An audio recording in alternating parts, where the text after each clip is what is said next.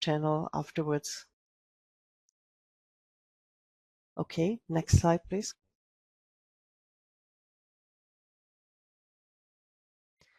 So this is briefly the agenda for today.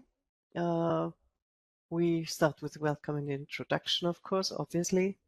And then we're going to have presentations in the first part of the event.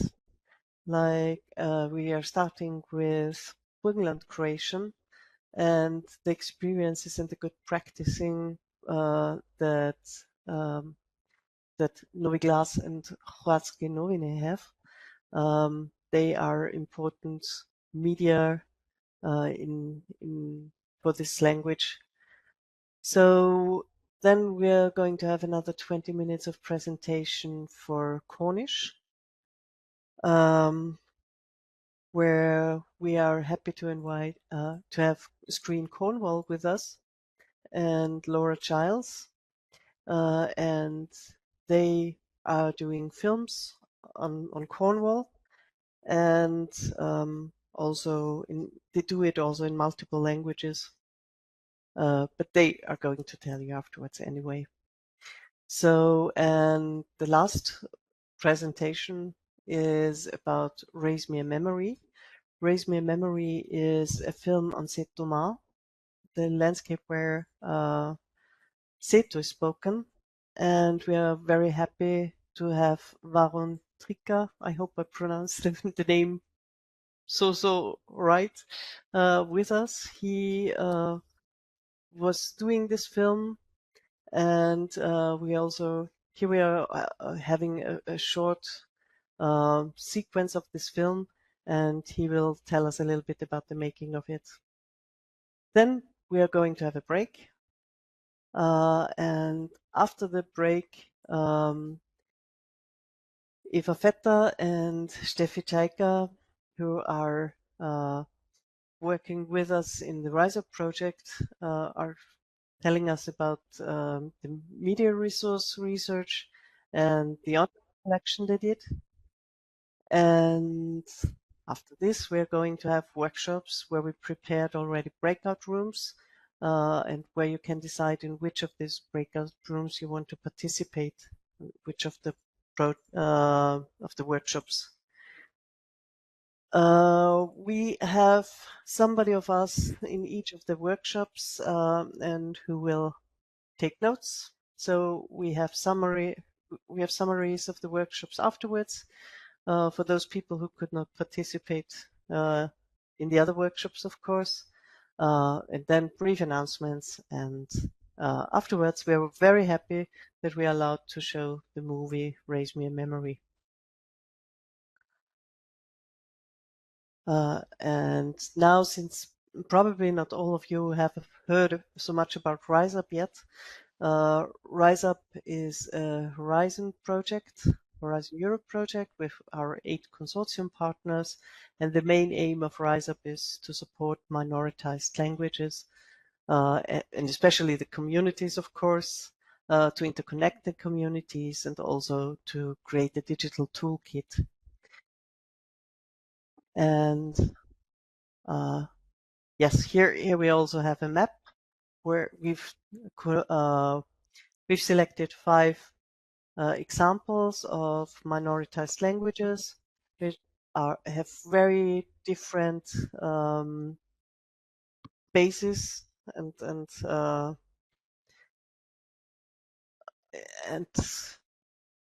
yeah, which have very different preconditions. And those languages are Seto in the north. Then we've got Burgenland Croatian, Seto in Estonia and Russia. Burgenland Croatia mainly in Austria, but also in Hungary, Slovakia and Czechia. And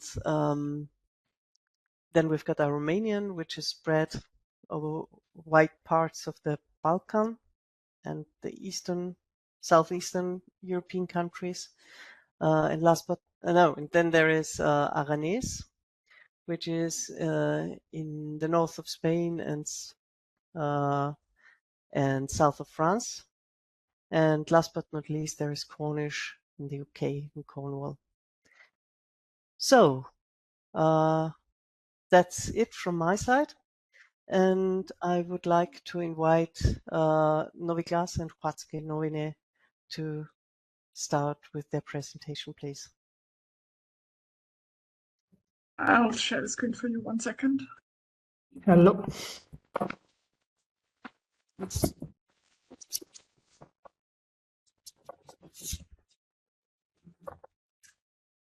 Hello, I'm Lydia. I'm here for Novi Glas and Teresa for Hrvatske novine.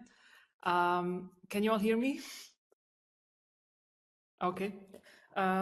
So next to Novi Glas and Hrvatske novine, we would first like to give a brief overview of media among the Burgenland Croats.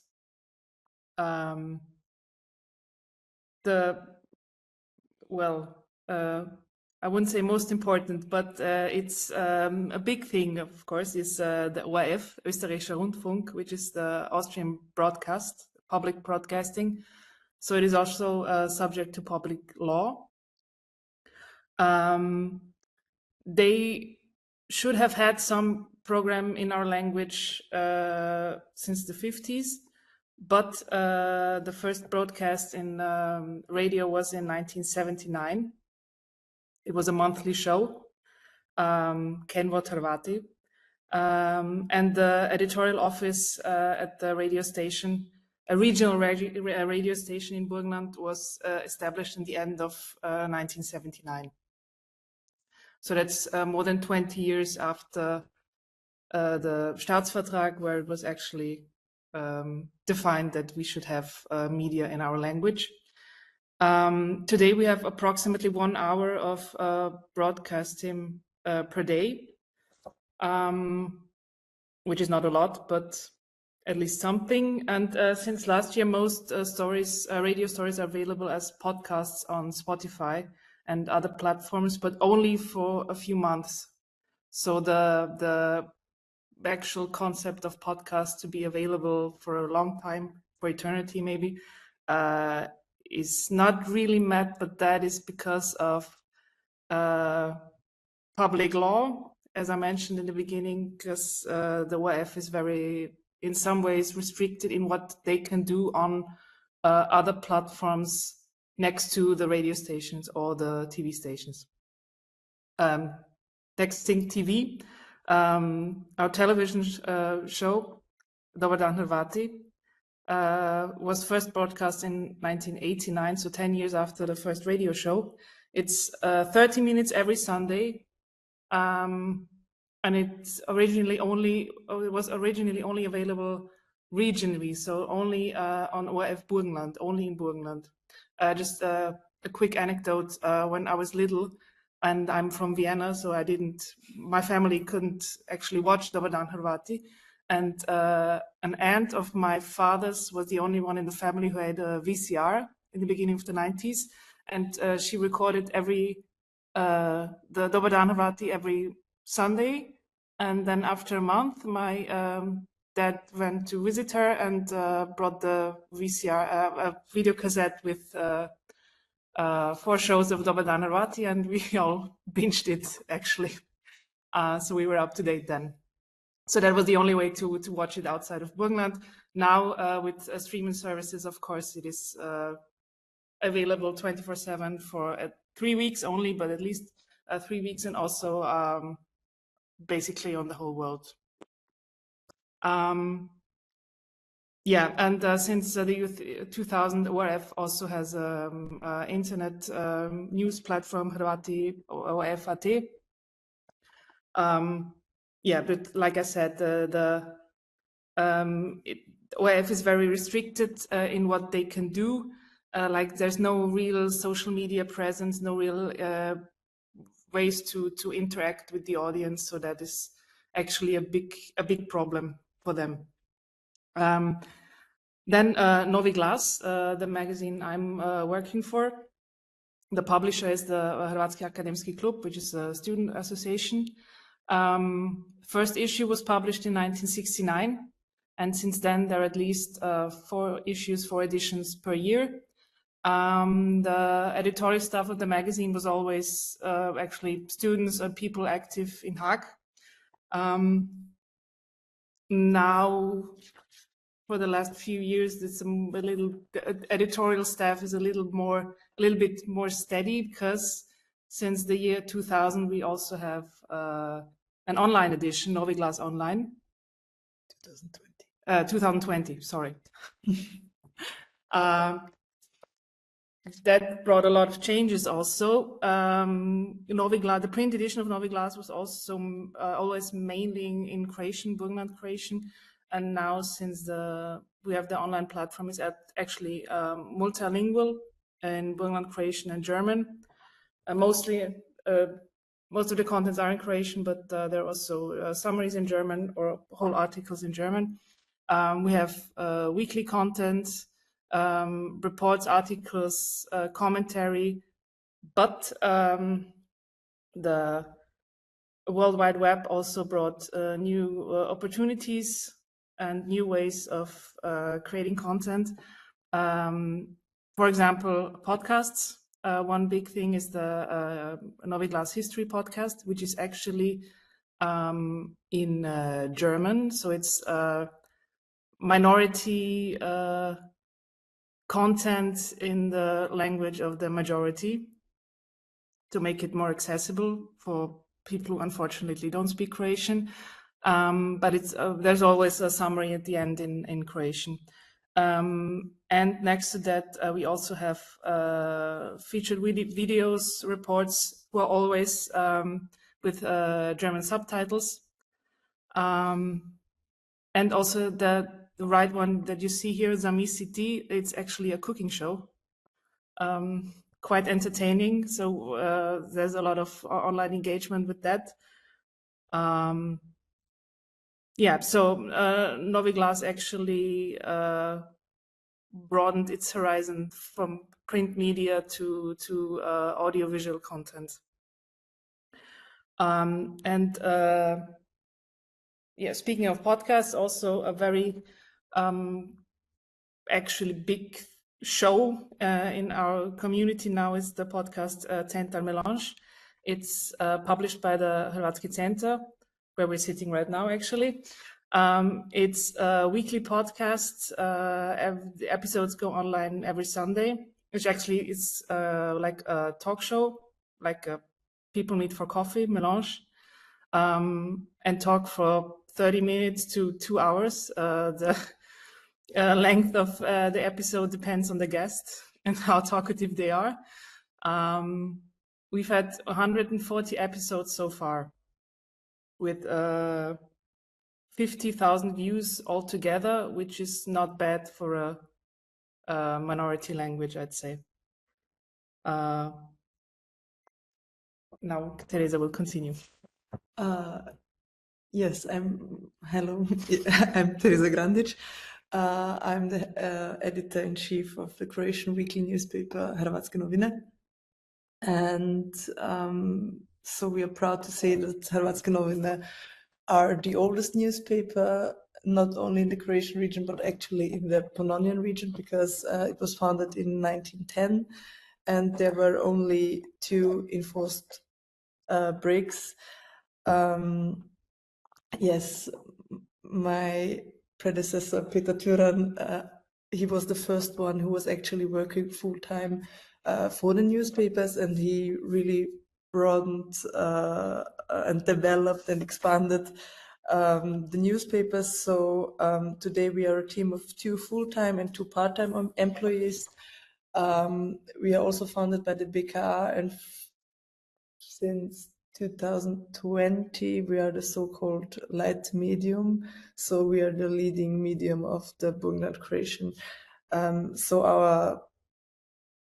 our duty is it to try, or we try to write about everything, and everything means that we have to write about politics, of home affairs, foreign affairs. We are writing about all events that are happening in Burgenland and also in Vienna and in Slovakia and in Hungary. We have crosswords, we have sports, we have pages for children, and it is also our aim to give the language all the functions it's needed, because sometimes we also have to develop some kind of dictionary for some topics, because it's not that common to talk about it in everyday communication. Yes, so our newspaper is published weekly on 32 to 36 pages. The majority of our subscribers, we have about 2,500 subscribers, and the majority comes from Austria, but we also send to Slovakia and to Hungary, and also to Croatia, and to everyone who wants to subscribe us. Yes, and I'm working there from 2020. We tried to somehow digitalize our work. So there are articles that are published online, but they are not. We publish them after the print on Friday, and yes, we also try to be active on social media, and we really would like to expand this more, but now it's also a problem for us because of financial issues. We are a really small team. Yeah, and there was also another newspaper that was published weekly, and this was the so-called Glasnik. It's the church newspaper, but since last year, it's published every 2 weeks, and it is now very limited. So it's published on 8 to 12 pages. There's the gospel, there is a preaching, there are 2 readings, there's some kind of introduction to the gospel, and there are, of course, church news.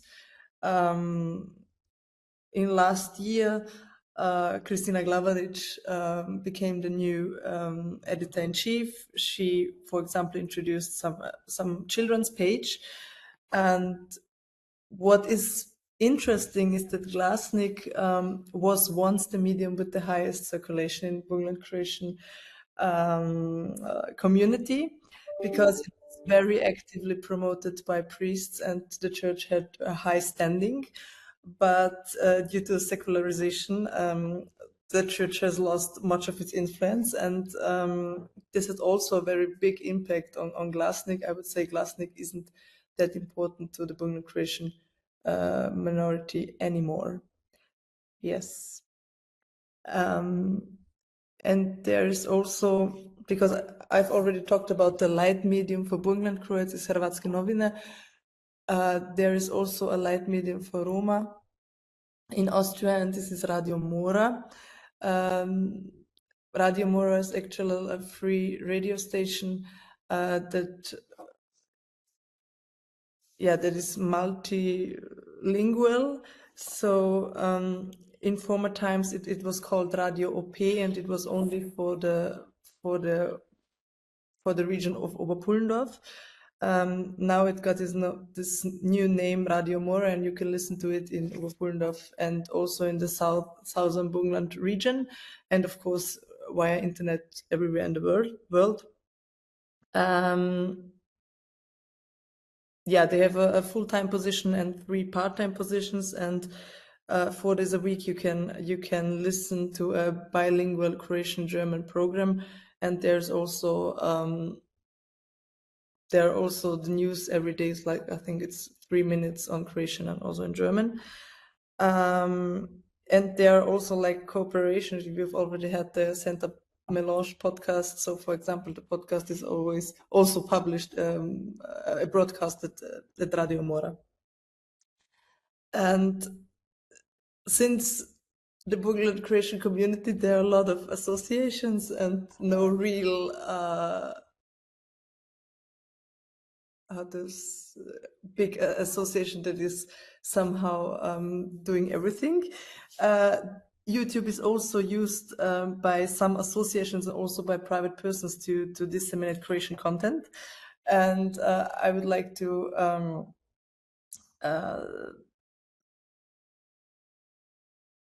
there is the so-called Mi Hrvati channel. It's actually says We Croats. It regularly broadcasts masses, devotions, prayers, and it's also only in Croatian, and it has about 600 subscribers. There's a group of priests that are actually not that active in Glasnik. They're very active on this platform, and yes, and there's also another platform for children. It's called Ja ćete igrati, govoriti, tancati. It has roughly the same number of subscribers, and they publish children's songs, sketches, some games, and also they publish the series Bobac I Bobica. It has 12 episodes, and it's a translation of a very popular Hungarian children's format. And actually, there is a lot on YouTube to find, but it's very difficult to get an overview because there is no one platform, and also, of course, the quality of the productions varies greatly. Yes. So Lydia and I, we thought in the workshop we will take a closer look at Novi Glas in Hrvatske novine, and we can answer your questions about these two medias and also exchange ideas how to expand or yeah, we want also listen to your input on our media situation in our community. Thank you. Thank you very much as well. I wonder whether Laura Giles is already here. If not,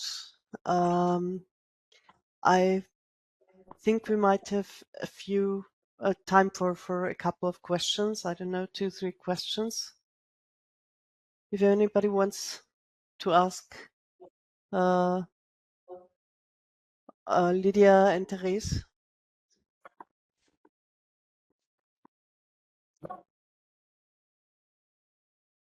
Okay, I don't see anybody raise his or her hands. I thought somebody raised their hands, Malaya. Yeah, Marie. I'm not the only one with the hand up, but I think my first question would be how you two got involved in those two media. How did you, what was your career in terms of entering these institutions?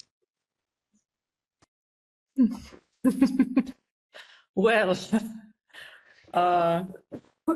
difficult question, actually. I've never thought about it. Yeah, since the Novi Glas is the magazine of the Students Association, so I kind of, I don't know, got into it, got asked a few years ago if I wanted to write some articles. So when it was still in all voluntary, so now, and then, yeah, when the online platform started and with the steady editorial staff, then few years later, then our editor-in-chief, Konstantin Vlašić, asked me if I wanted to participate on a more regular basis. So yeah, I've been actually so active and connected with Novi Glas for a very, very long time. And now it's part of my everyday life. Yes, and I've also been in the board of HAK, of Hrvatski Akademski Klub, and I studied Croatian. So actually, I started at Novi Glas doing the lectorat for the print, and I also sometimes wrote something for Novi Glas. And of course, I knew Novi Glas from home and also Hrvatske novine, and I really like the Croatian language, and I've always wanted to do something where I can use the Croatian language. And so when there was the position, when there was something available, this is only because of the Increase of money. funding. Funding, yes. In 2020. Yeah, I had to apply. Actually, the overlap of personnel inside our media landscape is very common. Yes. So it's rarely that a person does only one thing. It's always, yeah, it's the same people who do everything. Thank you. There is, I don't know who was first. I've got first one in the list, Evelyn Fischer. Can you hear me now? Yes. Yeah. I was wondering what is the role, if any, of volunteers and community? Like, for example, would it be a possibility? Have anyone tried working with teachers, classrooms, giving platform to students, younger learners, or generally wider audience who's, who's not being paid volunteers? So is it a possibility? Is it something that's considered? So in our case, we sent Hrvatske novine to all schools in Burgenland.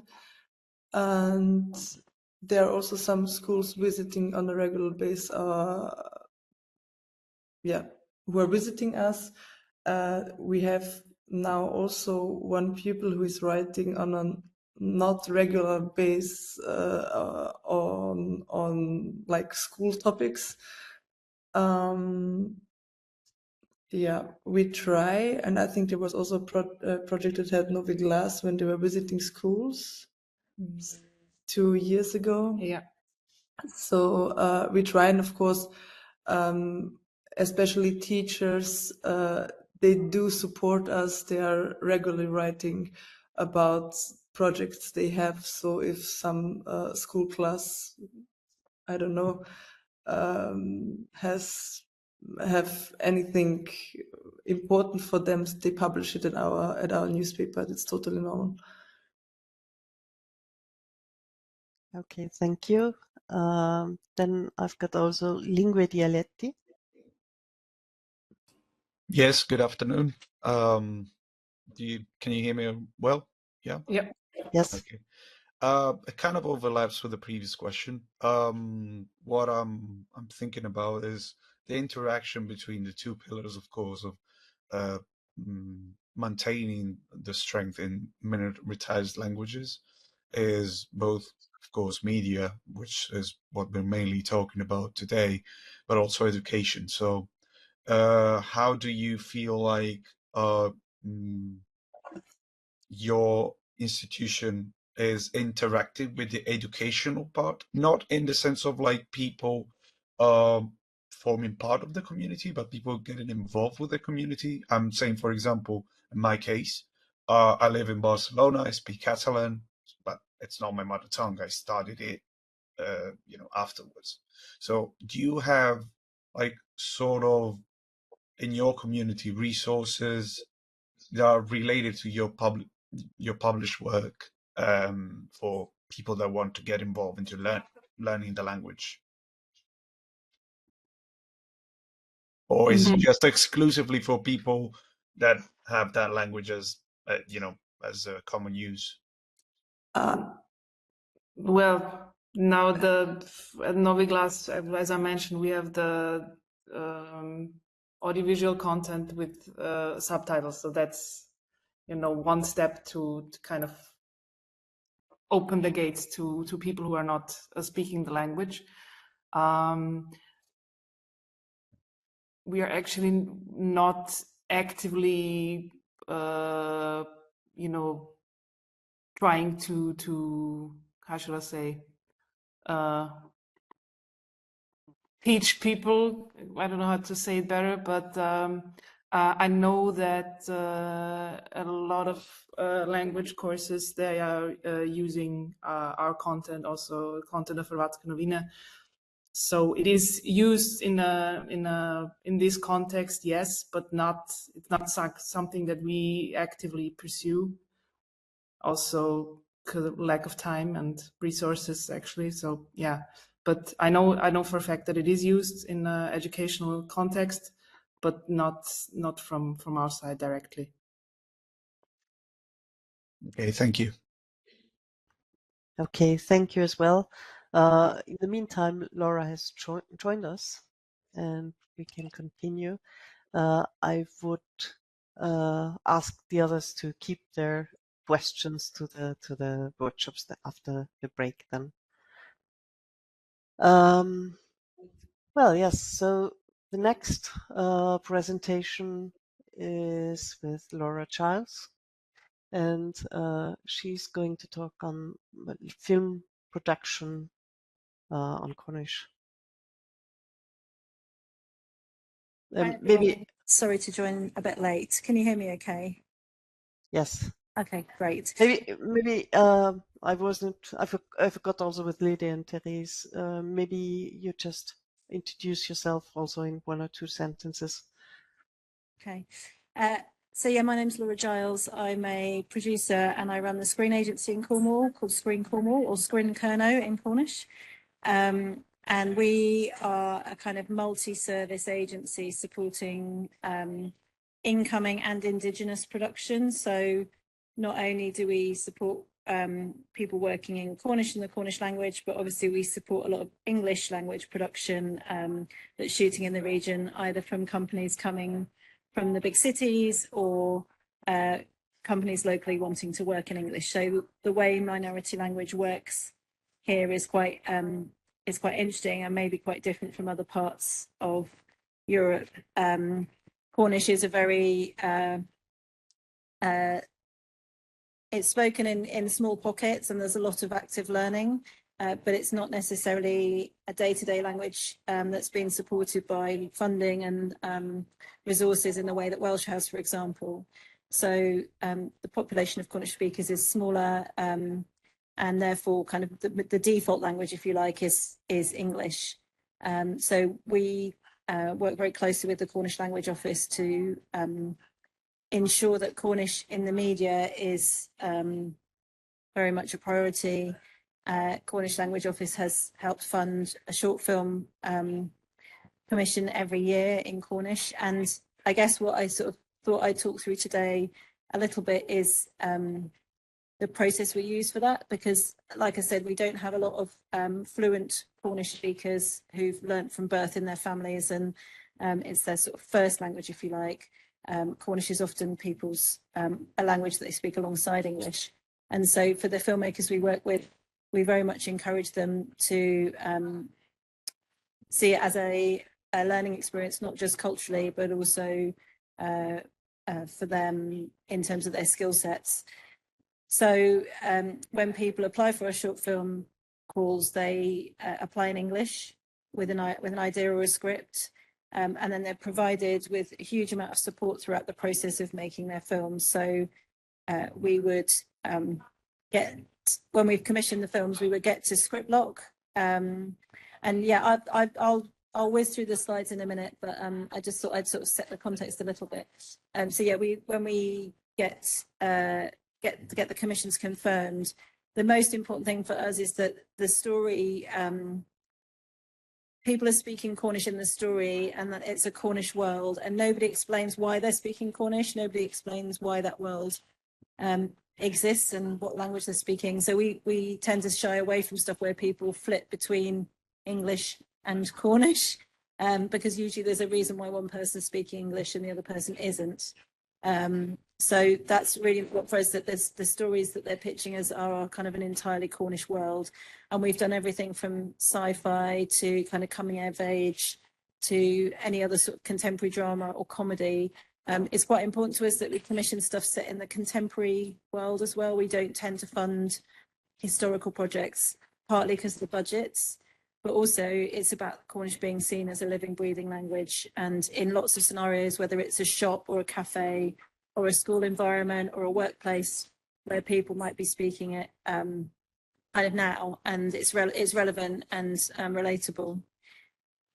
So once people have been commissioned, we once they get their script locked, we translate the script, or the Cornish Language Office translate the script. They have a network of freelance translators. And importantly, they also record sound files. So the sound files are so important because if you're new to Cornish, it's easier to pick it up by hearing it than it is by reading it. And I've learned this myself because I've just done my Cornish grade 1, and actually sometimes the sounds aren't the same as you would read them with your English brain working. So we record sound files and they will learn by ear, and obviously reading as well, but the sound files are really important.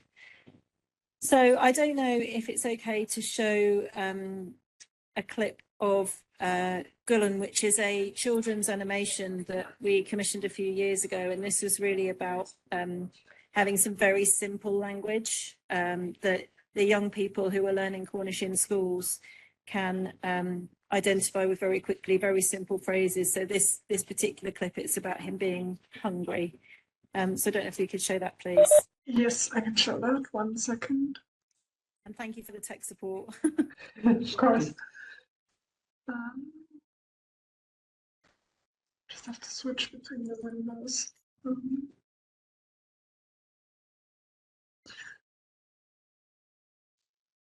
I'll just shut up the screen. Okay, just tell me if you can Thank you. hear it, if that's meant.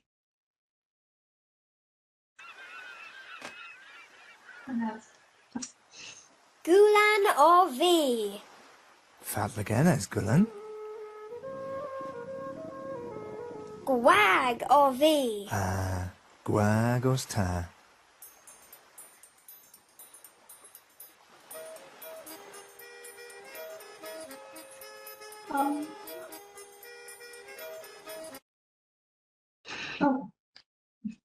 So that's just a little clip of sort of some children content targeted at children. We just made a pilot episode for that because that's what the budget allowed. Obviously, animation is quite an expensive form, but we felt it was important because it would give it commercial potential to raise money and perhaps be dubbed in other languages as well in future. So the idea, the concept from the filmmaker's point of view and the storytelling was universal and translatable to lots of audiences, but we were doing it in Canuic first, which was the sort of distinctive thing. And actually, the interesting thing for Cornish is its connection with the other Celtic languages, in particular Welsh and Breton. So one of the projects we've just co-commissioned is a project in Cornish and Breton, and about the connections between the two places, and the language similarity and difference is really, really interesting. Obviously, we've not filmed it yet, but we hope that's something that will be a really unique thing that goes to the marketplace. And I don't know if you're then able to show the second clip of the thing called Art. It's actually a trailer for one of the short films that's done really, really well on the festival circuit, both in the UK and beyond. Oh, here we go. Thank you.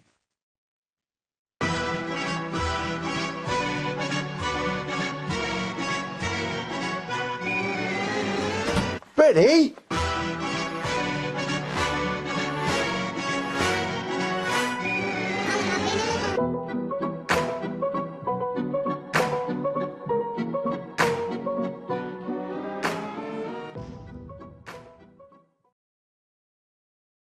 Thank you. So that's a kind of contemporary story about people struggling to pay their bills, struggling with the housing crisis that, a lot of rural and coastal places have. And the lady decides to turn into an artist to try and raise some money because all the people buying second homes are buying art from the local communities for their properties.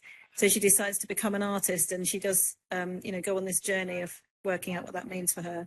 But it's entirely done in Cornish. It inhabits the Cornish world completely, and it's really funny. So again, it's translating to an audience because the story and the characters work, and the language is a sort of extra layer culturally to that, which works well. So yeah, I don't know if you wouldn't mind just flicking through the slides. I won't do all of them because I appreciate time is a bit tight, but if you could go through to the one that says a case for Cornish public service media.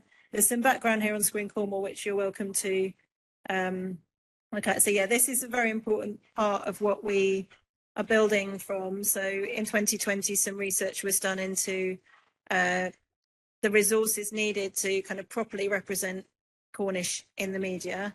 And this document was produced, which has been shared with funders and public service broadcasters in the UK. And this is the sort of basis of all our work. It kind of came off the back of Cornish being recognised by the European Union as a minority language in 2014. And subsequently, this year, just before the UK elections, Canuic was included in the media bill, which now means it's enshrined in UK media law that Canuic is a minority language, which is important for how we move forward with this. So yeah, having that research base, which looked at lots of other Celtic nations and other minority language nations, and kind of the models of how they set up their local minority language provision, they're all very, very different. So it's a really good sort of base for that. And if you don't mind clicking on, that'd be great. To the next slide. Yeah, so the commissioning we've talked about, and then the next slide. Yeah, so the partnerships. We've partnered with broadcasters where we can. So this is an image from BBC New Creatives, which is a programme for young talent, young creative talent. They might not have ever made a piece for the BBC before. And one of our young people made a audio piece, a radio piece that is about, called Our Words Sing Still, and it's about Cornish language learning and why children primary school age are very engaged with it, but actually when they become teenagers and go to secondary school, it can become a bit less cool, a bit less sort of, a bit less enthusiastic, and also the provision drops off. So you kind of have a challenge at that age group to sort of sustain people's learning. And it was a really nice documentary piece that had some poetry in it, some beautiful music, and that did really well on BBC Sounds. And then if you just don't mind going one further on the slides. Thank you. So this sort of just sums up what we're doing around Kerno Public Service Media, which is our sort of aim to build out resources and funding and expertise with working in the language. So one of the big things we've done is secured the Celtic Media Festival to come back to Cornwall in 2025. We're following up from the media bill, as I said, and trying to build these industry partnerships. So there's routes to market and audience, because I think with many minority language media projects, the making of it is great, but getting the audience to engage with it is another job in itself. So what we're trying to do is put this content in the places where the audiences are, rather than trying to attract audiences to new places that we might have created, but they don't necessarily have the following. That would require a big marketing budget. So from our point of view, getting the minority language content into the places audiences are is a massive priority. So yeah, thank you for that, and sorry for the background noise. But yeah, if you have any questions, please let me know. Thanks a lot. We just had one question in the chat. Jenny asked whether you could write the name of the school or youth radio piece you just mentioned, or a link for more info. Yeah, I'll try and post a link in it now. So yeah, I can share that. I don't know if you'll be able to access it in Europe, because the BBC Sounds is ring fenced, I think, for UK audiences who pay a license fee, but I might be able to share it in another way. I can certainly get it to the Rise Up team and see if they can share it with the audience. Okay, would be great. Thank you. Okay, so we're a little bit short of time now. So one question. Since the workshop is done by the Cornish Language Office and Fiona afterwards, maybe, yeah. Evelyn, please. One question. Thank you. It might be a silly question, but I'm from far away. I haven't been to UK in almost 10 years, but I'm wondering whether it would be a possibility to involve, the royalty in, I don't know, familiarity, prestige building of the language. I mean, from looking from far away, even I know who Duchess of Cornwall is, and it would, is there an internal pressure to make the royal family learn and become more visible with minority languages in the UK? Because to me, that would be their primary function. I think that's the job. So is there pressure to do that? Interesting. It's not something that we've tried that I'm aware of with Canuic. I don't know if Jowdy from the Cornish Language Office could comment, but we haven't. But I know obviously when the current king was the Prince of Wales, he got very involved in the Welsh language, and you know, very much, you know, in theory that could be possible with Cornish. I think it's there's probably some history and politics around that we would need to check out. But yeah, I don't know that I can answer that because it sounds like more of a Cornwall Council question. I can jump in, Laura. I'm here. It's Jowdy from the Cornish Language Office. Yeah, I was about to say the same thing. Really, it's a civic thing, isn't it? And I know when the Queen passed away, and certainly for sort of civic occasions, there's an expectation that it's bilingual. So, but other than that, we've not done much lobbying. Okay, thanks a lot. Then we are coming to our last presentation with Varun Trikha. Varun, if you also could introduce yourself with 1 or 2 sentences briefly. Hello, I am a creative documentary filmmaker based in Delhi and Toronto. First of all, I must say that unfortunately, I have not been able to be a part of this workshop in its entirety. I joined just a couple of minutes ago, but I really wish I could attend the other workshops. But as it happens, I did not have any Wi-Fi or electricity for that matter because I was in a rainforest for the last 9 days. But now I'm back in civilization. I have Wi-Fi and running water and electricity and humans to talk to. So I'm very happy, and this is a great opportunity for me to reconnect with a film that I made around the border of Estonia and Russia about a Finno-Ugric community, Satu community. Um, for me, the film ended in 2019 because that's when we finished editing it. But the other parts of post-production took a terribly long time because we had COVID in between and so on. But this is really a wonderful opportunity for me to reconnect with my own work. We are also very proud and happy that you are here with us today. Is it just me or my video looks very blurred? No, your video does look very blurred. Okay, I don't know why that is. I think I have decent internet connection, but it is what it is. Yeah, it is what it is. So we thought we show the first part of the film, right? And then you can talk a little bit about the filmmaking and everything. Okay. Sure, yes.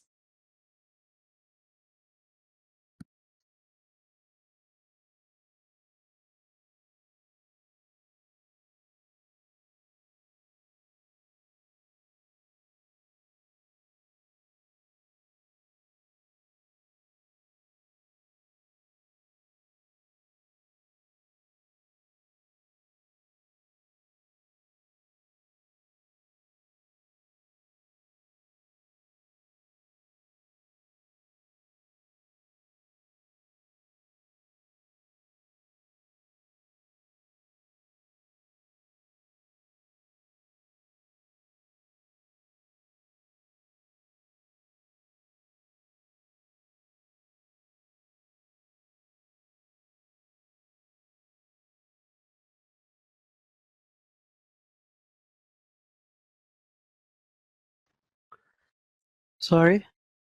There's a short break. We are struggling with the audio.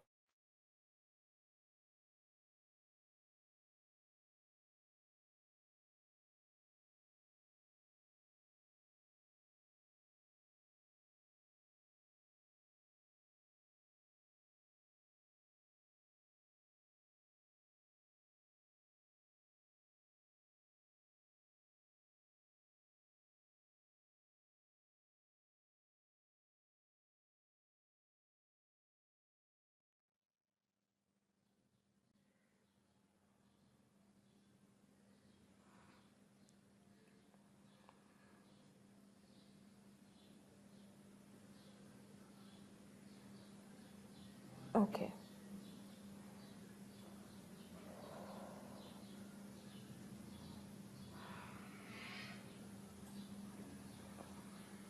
Go back in time, let your mind go back. Maybe to a time even before this life. And be there. Be there in that time.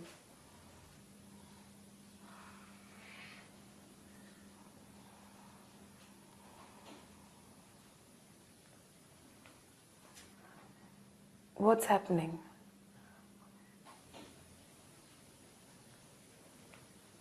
Are you able to see anything?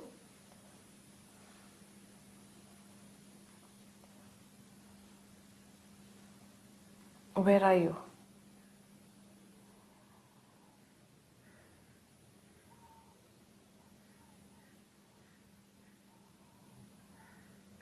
Are you alone in that place? Varun?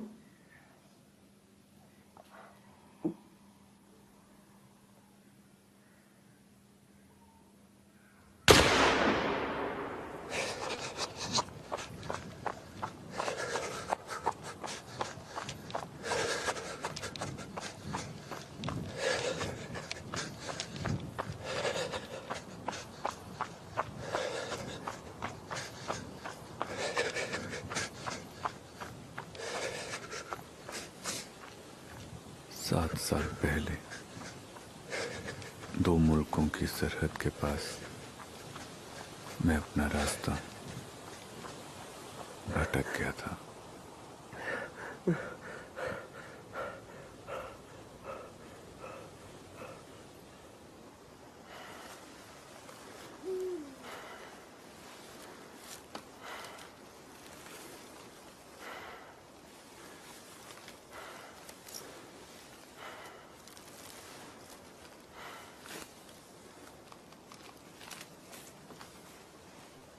I had come here in search of the indigenous people of this land. ठीक यहाँ उनका एक गांव होना चाहिए था, पर दरख्तों के सिवा मुझे कुछ नहीं मिला।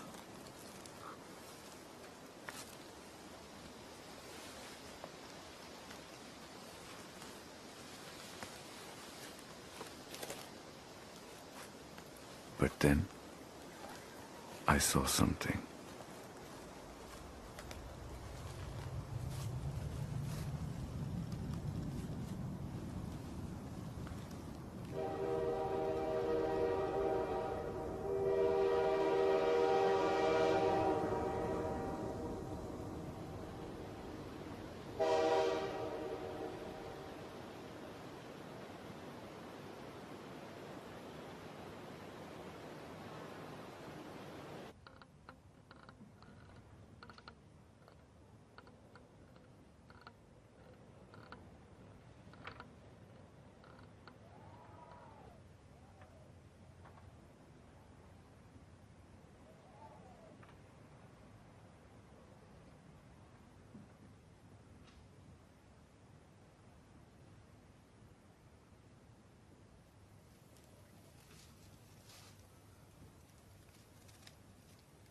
I know.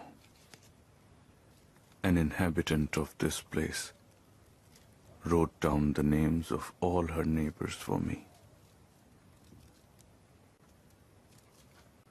All long gone.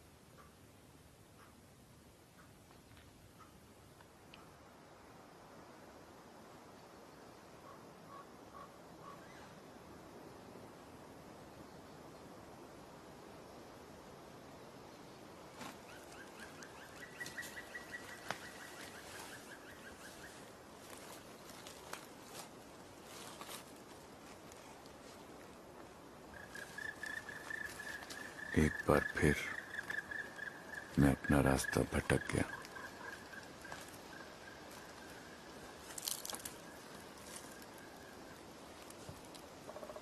और ओबेनित्सा नाम की एक घाटी की तलाश ने मुझे इस तालाब से मिलवा दिया।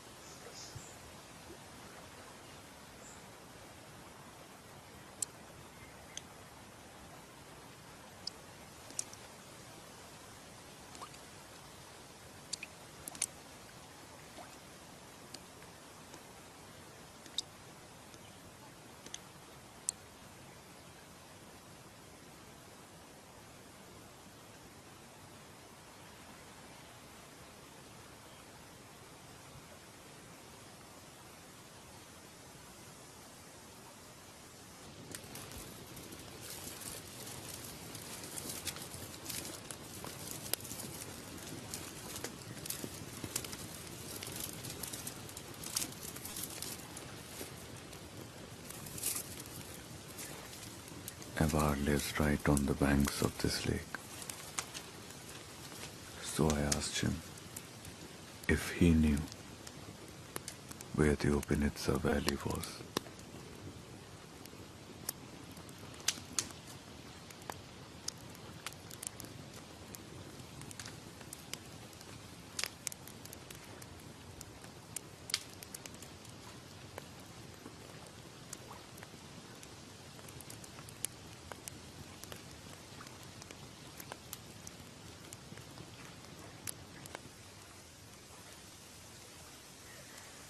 पर मेरे हाथ सिर्फ खामोशी ही आई।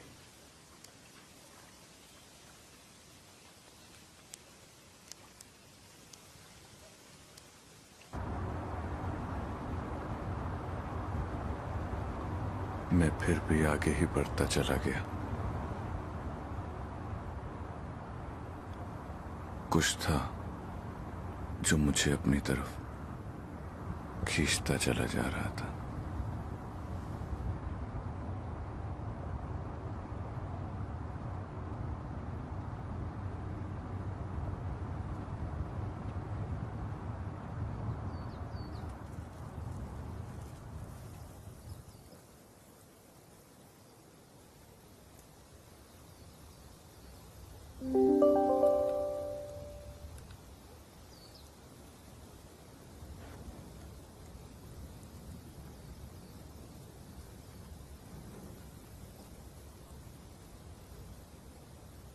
जो कभी इन घरों में बसते थे, अब इन घरों के ही पीछे दफन है।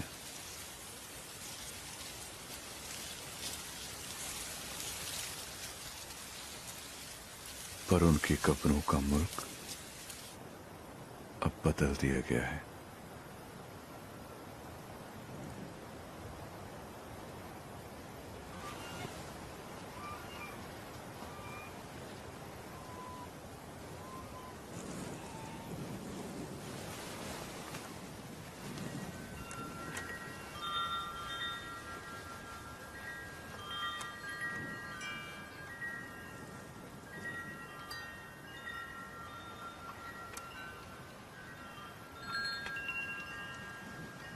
पर कोई है जो यहीं छूट गया है। ले आ।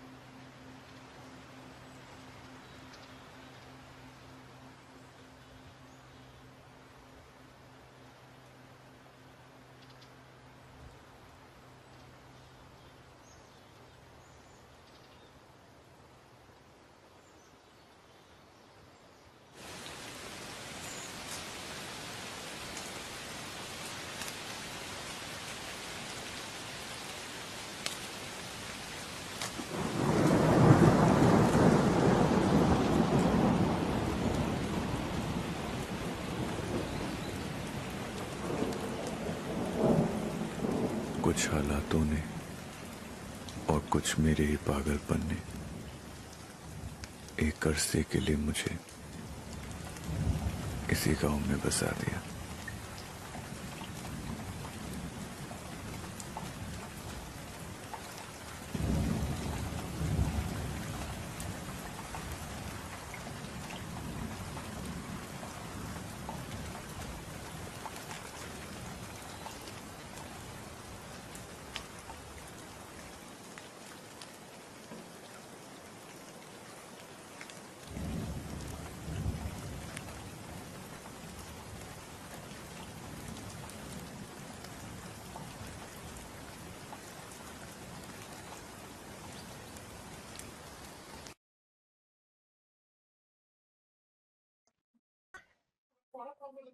Okay, thank you.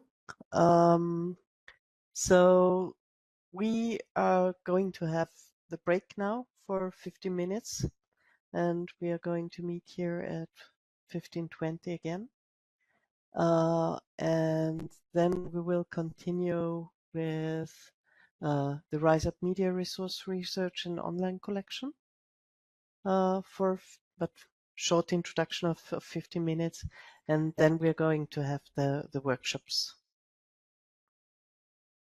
Thanks everybody so far, and hope to see you again after the break. Hello everybody.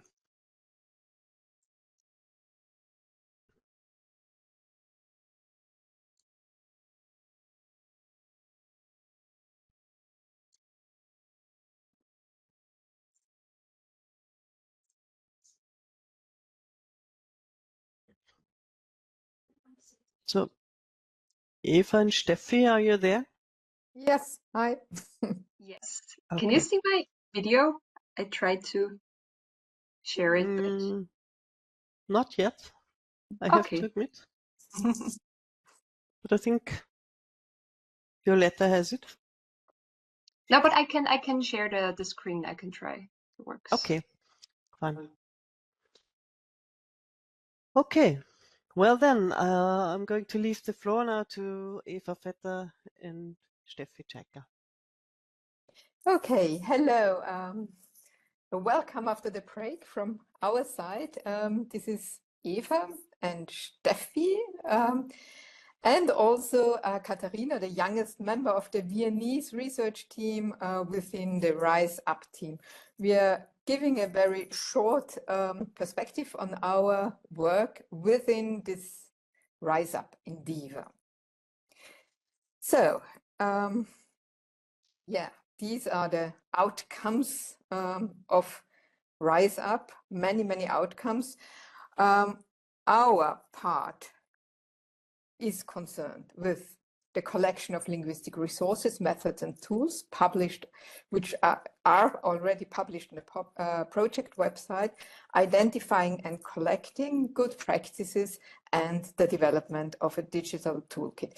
This is the main research perspective of our Viennese team. And today we are looking at the collection of linguistic resources, methods and tools published on the project website. So we are talking about resources.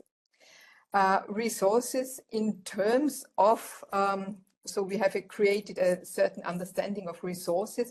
Resources are tools, methods, opportunities that require the active or passive use of the minoritized language. So people have to use the minoritized language in order to interact with the respective resource. So that means that can be a newspaper, as we have heard, and to engage in a respective activity. This is what we understand by resources. And how did we come to identify the resources?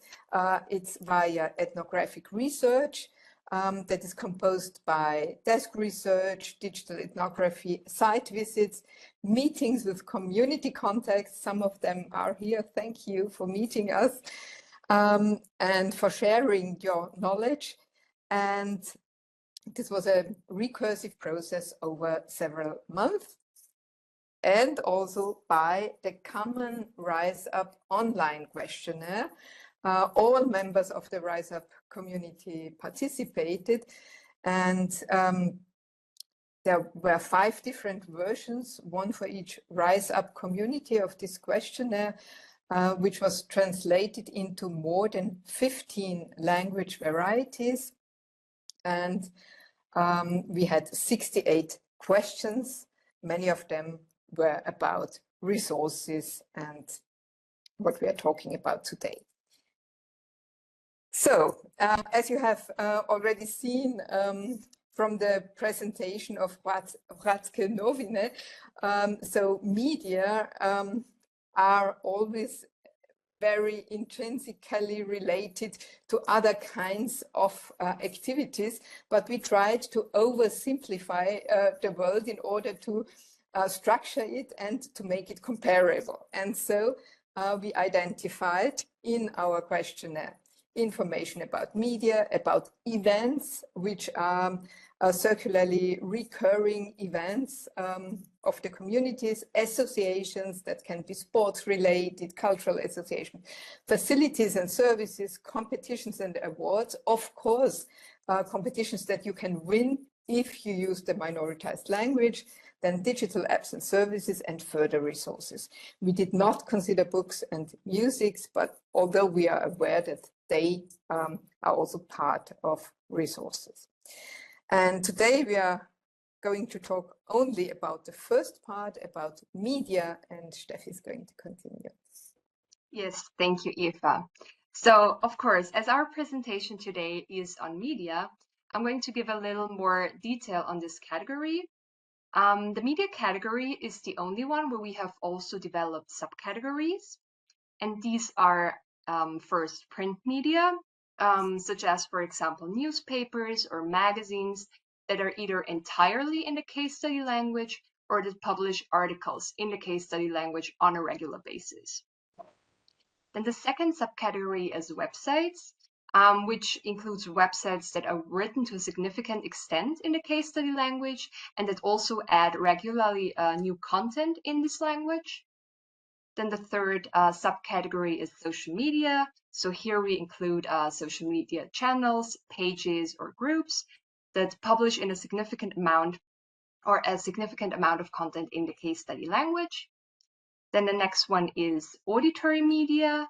So this is, for example, podcasts, radio stations, or other audio resources in or with the case study languages. And the last category is audiovisual media, which includes, for example, TV shows, films, online videos in the case study language or where a significant amount of the respective language is used. And now we'll move on to the first research results, which we have so far with regard to the media category. So as Eva has already mentioned briefly, as a first step of our research, we have identified the safeguarding and revitalization resources that are already available in these 5 case study communities.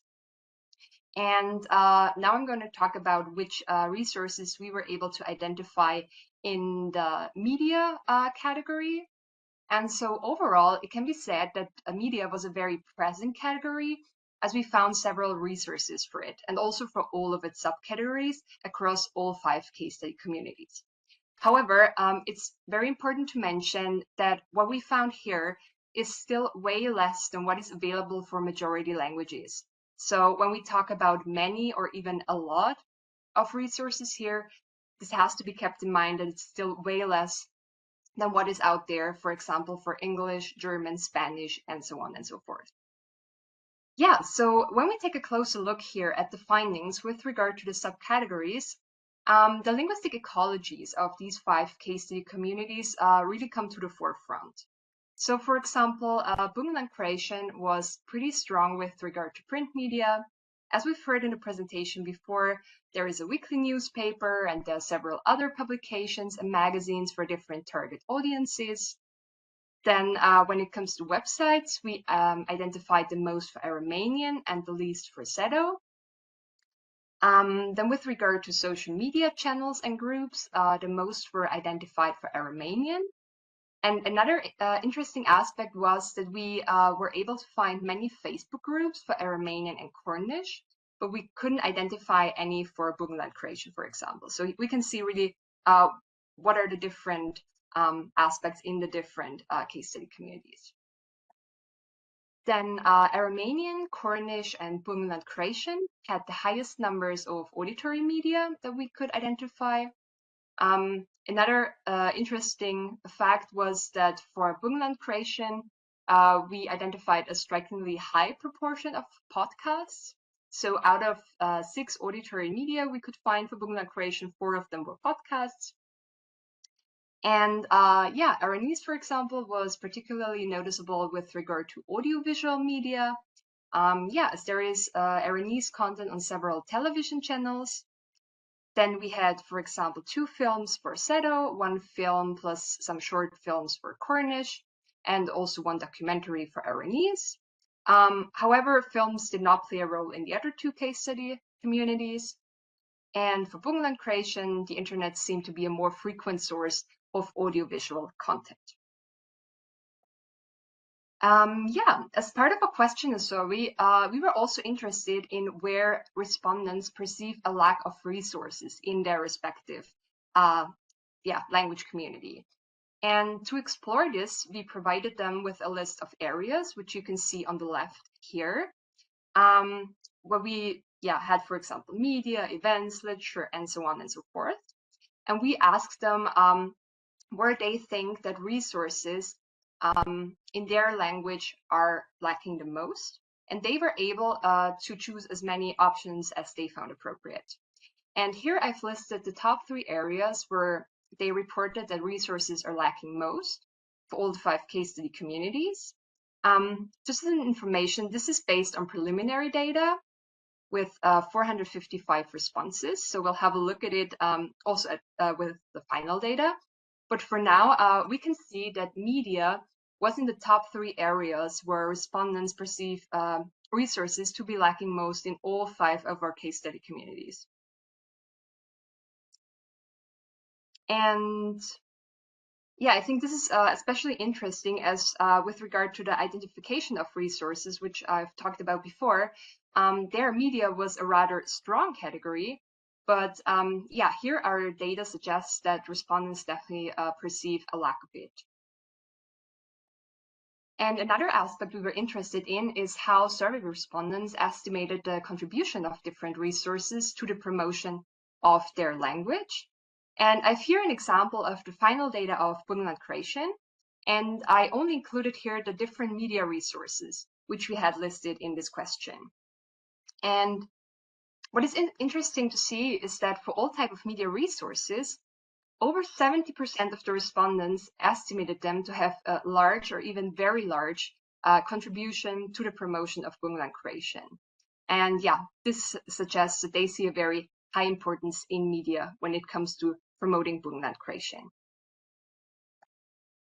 Yeah, and if you're interested in having a look at those resources yourself, we also have our resource collection available on our project website. I will try to also share my screen and show this to you in more detail.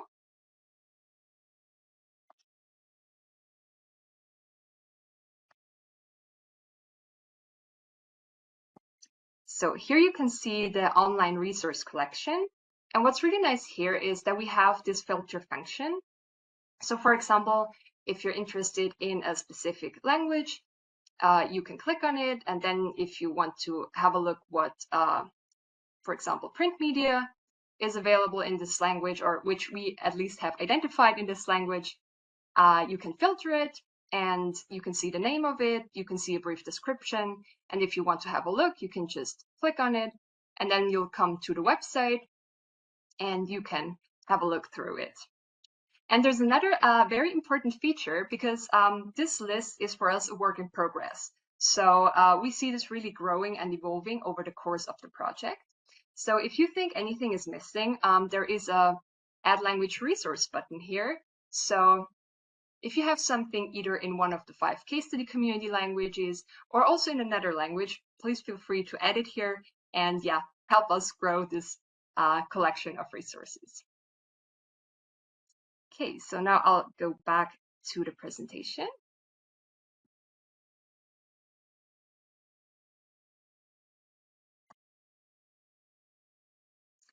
Yeah, and what are our next steps? So what we have planned so far is some more in-depth research that focuses also on particular groups of respondents. So especially with regard to the survey data, where we will look at interesting findings with regards to age and also education, for example. Then, of course, as I've just mentioned, we hope to grow the resource collection over the course of the project. And we will also report on good practice strategies in language revitalization. Yeah, these are our references. And we say thank you for your attention. Thank you very much as well. And yeah, once again, everybody who's interested in sharing his or her resources, the website is not restricted only to our 5 language communities, but also open for other language communities, and you are able to add your language resources there. And we would be very happy to have your contributions there as well. Well, okay. So now we are proceeding with the workshops. And if you, I'm just, yep. So my colleague Marie explains briefly the breakout rooms. But let me introduce the workshops once again. So the first workshop is on multimedia by Novi Glas and Hrvatske novine. The second workshop is about questions concerning translation, technical translation, and creative translations with the Cornish Language Office and Fiona O'Cleary, to pronounce it right. And Fiona, by the way, was also participating at our Voices activity. We had one activity where we had singers and poets from each of the language communities, and they created some music which can also be listened to on our website. And the last workshop is with Varun Trikha again and Maya Bason. It's a questions and answers session where you are able to where Maya has already some questions prepared, but you have, of course, also the possibility to ask Varun. Okay, I think that's it. Maria, please explain the breakout sessions. How to go there. Okay, so the technicalities in this don't always work, but I will try. When I click on this button, now there should be 4 different breakout rooms. One of them you can ignore, it was just a tech check for the presenters. The others should be the 3 that Gisela listed just now. If any of you can't join any of the rooms, please just let me know and I will manually assign you to them. I will then join the Cornish translation workshop. If I'm not there within 2 minutes, please start without me, and then I will join you afterwards. So clicking the button, let's see if it works. It should pop up on your screens now. All right. Thank you for still being with us. I hope you had interesting workshops. We are now going to have a summary session of the workshops, and I'd ask. I think Violetta did multimedia, right? Yep.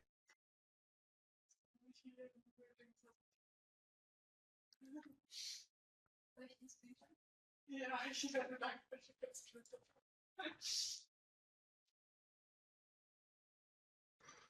So we are screen sharing. It's just 1 second.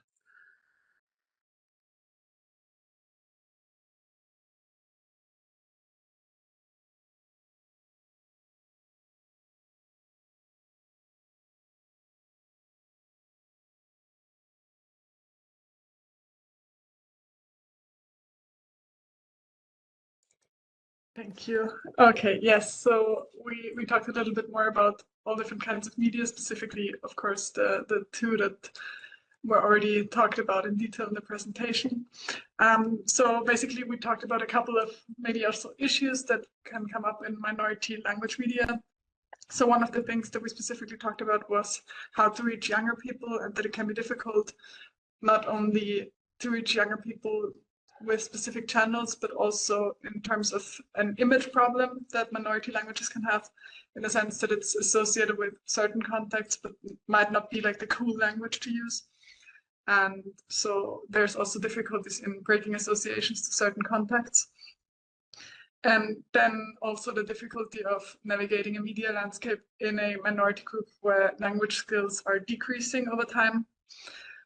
Yes, so those were a couple of things that we talked about. And then also in terms of funding, so specifically for the Burgenland Croatian community, the Hrvatske novine, they receive a certain amount of funding from the Austrian government because they are the light medium. But this is, of course, also different for different types of media.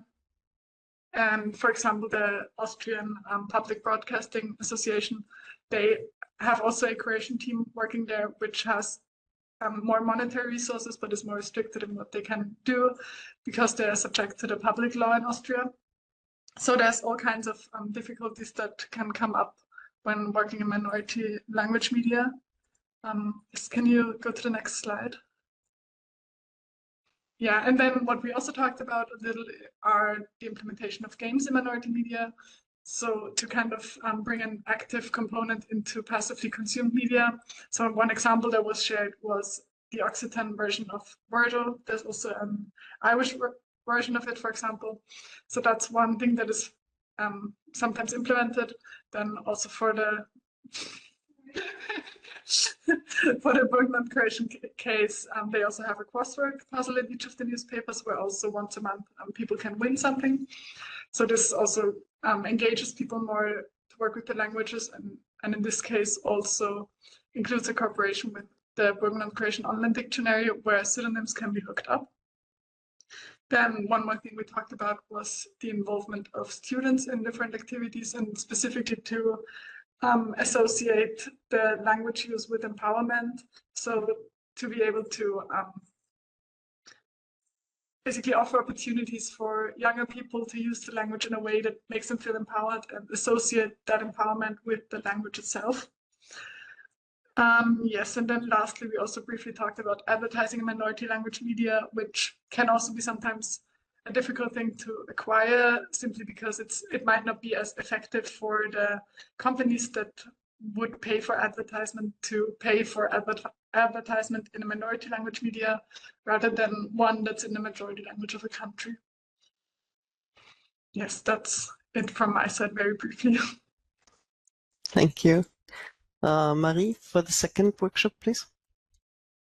We had a very interesting workshop on translation, specifically in Cornish. Apologies again for the technical hiccup in the middle, and thank you, Violetta, for helping me. So basically, the first part of it was about the Cornish Language Office, which has been working in this capacity since 2006. Over 11,000 translations have been provided by the office so far, and they have around 50 to 60 requests per year. And they are supported by a team of freelance translators.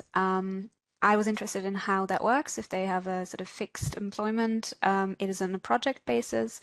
And what's interesting is that they are subsidized for £5 per translation, and then they get paid on top of that because many of the translations are actually quite short. So shorter texts for, say, engravings or tattoos or something that can go on a house.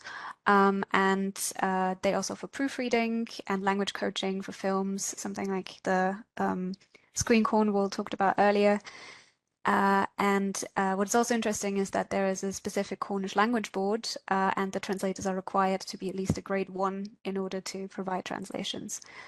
One interesting thing about these small translations, like the engravings and so on, is that Sam argued that they actually can be much more impactful than these big translations of big documents because they are in everyday life. So it's small bits that you can do bit by bit, and thus normalize the language. For example, putting job titles in Cornish into the email signature or adding bilingual signage all throughout a village. They have a corpus that seems quite fantastic. Fiona corroborated that, and apparently the translators at the office also use it a lot. The dictionary itself is used much more still because individual users probably only look up individual words rather than entire corpuses. But it is enormous for what it is. So there are 20,000 bilingual sentences and 240,000 words, and more is yet to come. There is also an AI idea, but at the moment there is not enough available for a large language model. Some of the key challenges mentioned were copyright and quality translations, that some people publicly expect machine translation, which the Cornish Language Office would say to be a little bit careful about because they are not officially licensed machine translations, and that all the translations use out-of-date spellings. But it's exciting to see how things have evolved in the last 2 decades. Fiona gave us a bit of a view from above on how she actually ended up translating Cornish. She's now in St. Justin Penwith. There was a beautiful video where she showed us how much ocean there is surrounding it. So it is near France, Wales, and Ireland, nearer to those places than London, but is still actually administered by London, which is interesting. The Ordinalia, which she has also been a part of, originally was used to explain the Bible to country folk who did not use Latin, and is now experiencing a bit of a comeback in Cornish. And then there was a bit of a tech cut down, but when we returned, Fiona mentioned that Cornish actually feels different to singing, and many Cornish singers corroborate that as well, and that proofreading will become more and more necessary as more and more singer-songwriters work with Cornish. One thing that she underlined is that it is a big problem that translations are in a way demanded to be for free. And she had a quote which was, people like me will be obsolete, and that's a good thing. Because as she mentioned, a lot of people struggle in these communities with feeling like, well, my teachers did not charge me and they are better than I am, so who am I to charge something for this? And this is something that should actually change in the coming years and will likely change, but it is a bit of a watershed moment. And Sam also mentioned, responding to a question, that yes, it is surprisingly difficult to find language relevant funds. And then we started a conversation about copyright, which sadly I had to cut short, and maybe we can continue in the end.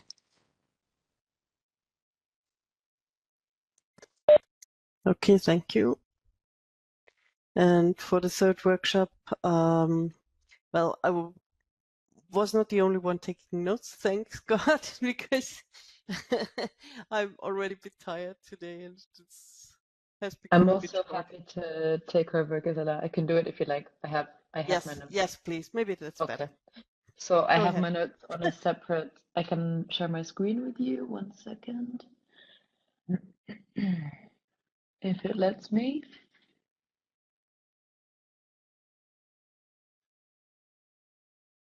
No. Okay. Yeah. Can you see that? Yes. Okay, amazing. So Varun gave us like some very interesting insights about the film. maybe firstly about the film's title. The Estonian title actually translates to "The ones who have gone have stayed there." But the English title that Varun went with is "Raise Me a Memory," which was actually it was come up with by the producer's husband, who was a priest. And Varun said that this felt a bit like a baptism because the film was named by somebody else from a priest. So, just to start with, it's a really nice fact. So maybe the first thing to talk about was like what led Varun to Setomaa. Like, he's also not an Estonian speaker, and he said he actually came to Estonia looking for some sacred stones, but he couldn't find them, and he ended up kind of meeting all these people and was just fascinated by their stories and ended up making a movie. So it was not a very like linear process. And the people in the movie as well, I mean, I know we haven't seen a lot of them, but there are three main protagonists. And he met them on his first trip there in 2015. There is Ino, the older lady, Ivar, and Lea. Forgive me for the spellings, I just made the notes to the best of my ability. And with Ino, for example, the older lady, like they couldn't understand each other, but he did still manage to like talk without words and spend a lot of time. And yeah, in terms of the like reception of how the film was kind of received amongst the community, Varun said he was very like anxious at the beginning because about making films in a minority culture, but people in the community really, really connected to it. And I think part of the reason he said was just because he spent so much time there, he became very integrated in the community and they just spent a lot of time with each other and created this sense of kind of, family, community, and sharing of stories. And the community also like told a lot of intimate stories, the people he spoke to, like their, things that have happened in their life, maybe losses and so on. So it was quite an emotional experience as well. And people who came to see the film were from everywhere, like in Setomaa, the local people from all different kinds of backgrounds, people working in cultural fields, and the film was also shown in other parts of Estonia, in Tartu, in Tallinn, and so on. I also asked the question of what is the importance of an audiovisual archive, and Varun said that it kind of reaches in a way that goes beyond what maybe just visual or just audio could do. Like, it kind of goes beyond that in some way because you're actually capturing this whole story and this portrait of this person in one go. In terms of the language, like the three protagonists in the film only speak in Seto, and Varun said like that he really wanted the three main characters who he spent so much time with, that they should be able to express themselves in the way that they feel the most comfortable. Yes.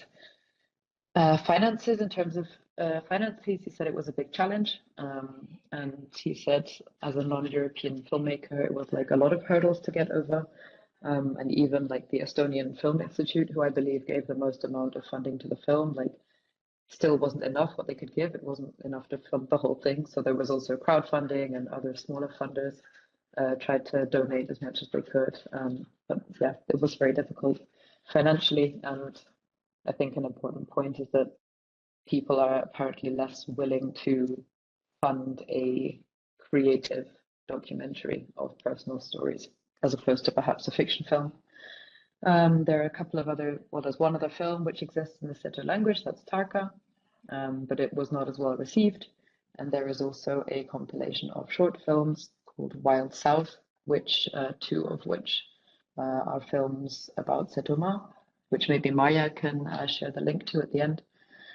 And maybe the last 2 points quickly, just about like gaining the trust. I already talked about the fact that Varun spent a very long time there, and he was also going through the process of telling his own life story, his journey, at the same time as he was having conversations with these three protagonists. So it became more of an exchange of stories as opposed to like asking people about their life without kind of them understanding why you're there as well for that reason. Yeah, and in terms of translation, there was not a translator because funding and resources were very limited. There was occasionally an interpreter, but it was a very like long and arduous process actually for Varun to go through in terms of just documenting everything, transcribing everything, and so on. So yeah, thank you, Varun, for sharing this with us. It was really fascinating. And yeah, I will also add my notes, so if anyone wants to read them afterwards. Thank you.